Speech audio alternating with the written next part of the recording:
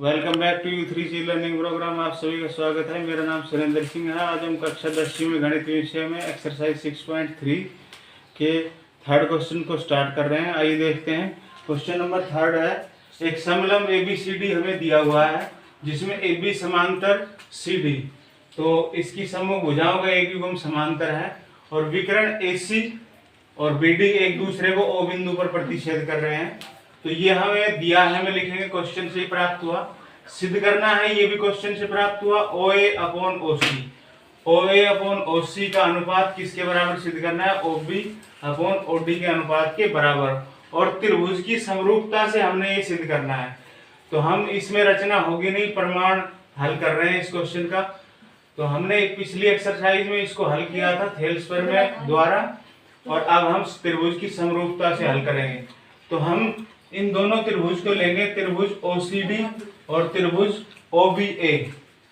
तो त्रिभुज OBA व त्रिभुज OCD में हम क्या देखते हैं, ये दोनों समांतर हैं। तो ये एक तिर्यक रेखा है AC।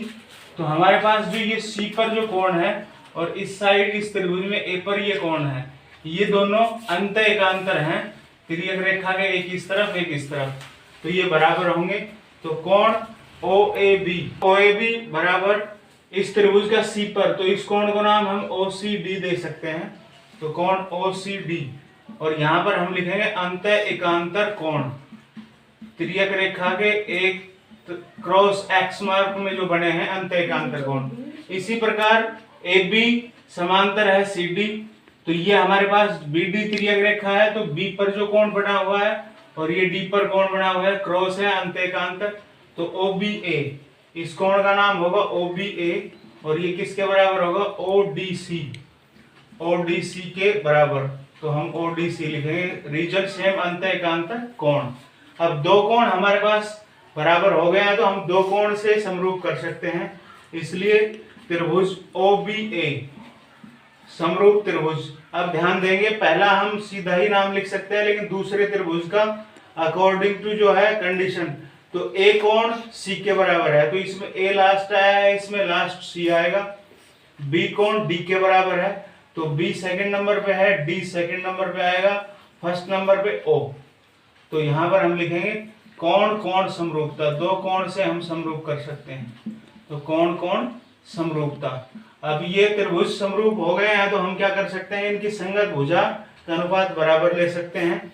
तो इसकी पहली भुजा OB अपॉन इसकी पहली भुजा OD बराबर दूसरी भुजा का अनुपात BA या AB लिख सकते हैं, अपॉन इसकी दूसरी भुजा CD या DC लिख सकते हैं, बराबर तीसरी भुजा रहेगी इसकी OA बटे इसकी तीसरी भुजा OC रहेगी। समरूप त्रिभुजों की संगत भुजाएं, हम यहाँ रीजन लिखेंगे, समरूप त्रिभुजों की संगत भुजाएं, तो उनका अनुपात हम बराबर लिख सकते हैं। समरूप हम सिद्ध कर चुके हैं। अब इन तीनों भुजाओं का अनुपात बराबर है, हमने सिद्ध करना है OA/OC OB/OD का अनुपात बराबर। तो हम ध्यान देंगे, ये दोनों पार्ट्स जो हैं हमारे सिद्ध करने से मैच हो रहे हैं, OB/OD OA/OC। तो इसको हम पहले लिख देंगे OA/OC बराबर OB/OD। तो इस प्रकार अतः सिद्ध होता है, ये हमारा सिद्ध हो चुका है त्रिभुज की समरूपता द्वारा। अब हम नेक्स्ट क्वेश्चन हल करेंगे। क्वेश्चन नंबर 5 में हमें एक आकृति दी हुई है। इस आकृति में QR/QS, QR और QS का अनुपात किसके बराबर है? QT, ये QT और PR, जो ये हमारे पास भुजा है PR। इसमें क्या है, सबसे पहले त्रिभुज TQR है, फिर उसके बाद P पॉइंट लिया गया, S लिया गया, PS को मिला दिया और P से फिर R को मिला दिया।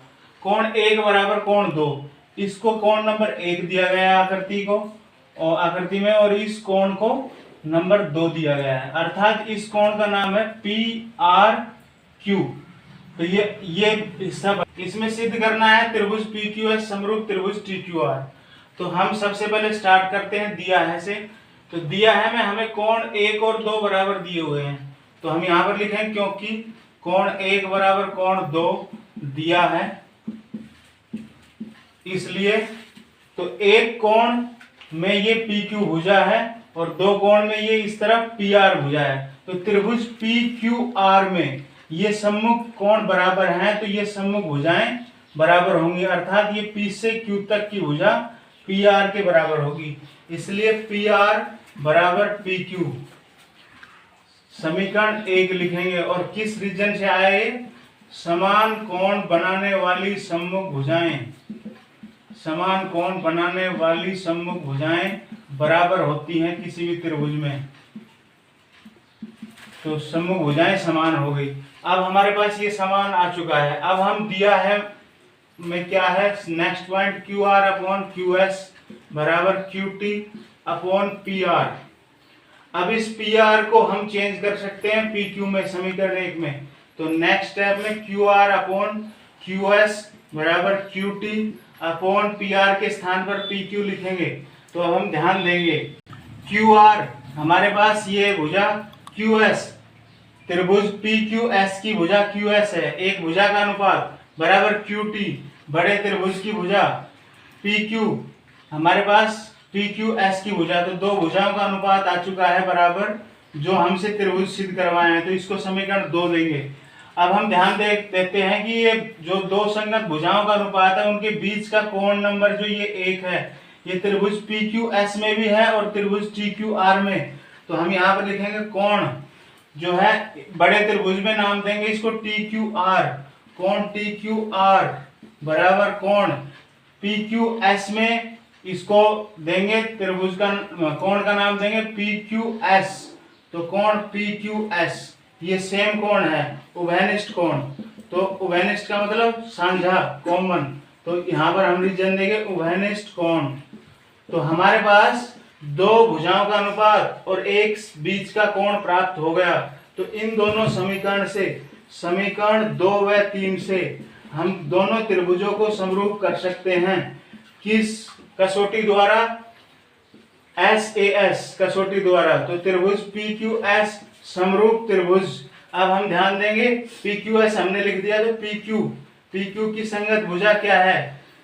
तो इसमें PQ की संगत भुजा QS, स्टार्टिंग में PQ लिया हमने, तो PQ की संगत भुजा QR है, तो हमने QR लिखा इसको।